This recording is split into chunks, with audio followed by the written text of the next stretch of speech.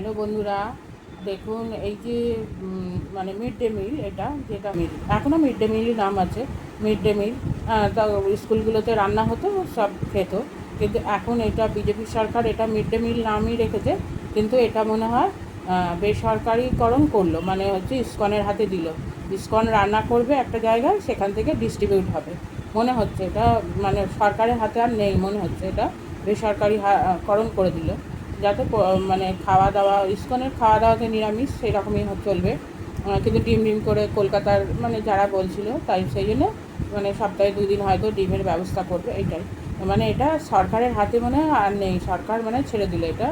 মানে একটা বেসরকারি, ইসকন তো বেসরকারি, ইসকনের হাতে দিল, ইসকন এটা চালাবে মিড ডে মিল। কিন্তু নামটা মমতা ব্যানার্জি যেটা সরকার থেকে চালাতো, মমতা ব্যানার্জি সরকার যেটা নিজে সরকার থেকে চালাতো, মানে স্কুলে রান্না হতো, সেখানে যে স্কুলে সেই স্কুলেই রান্নাঘর ছিল, রান্না হতো সেই স্কুলে মানে বিতরণ হতো। এটা মনে হয় একটা বেসরকারিকরণ করলো, ইসকন মানে বেসরকারি, বা একটা জায়গায় রান্না হবে সেখান থেকে ডিস্ট্রিবিউট হবে, এটাই করলো। কিন্তু নামটা একই, মানে পরিকল্পনা সবই ঠিক আছে, মানে একটুখানি এটা চেঞ্জ করালো, সরকার থেকে বেসরকারিকরণ এটাই করা হলো, এটাই বুঝলাম।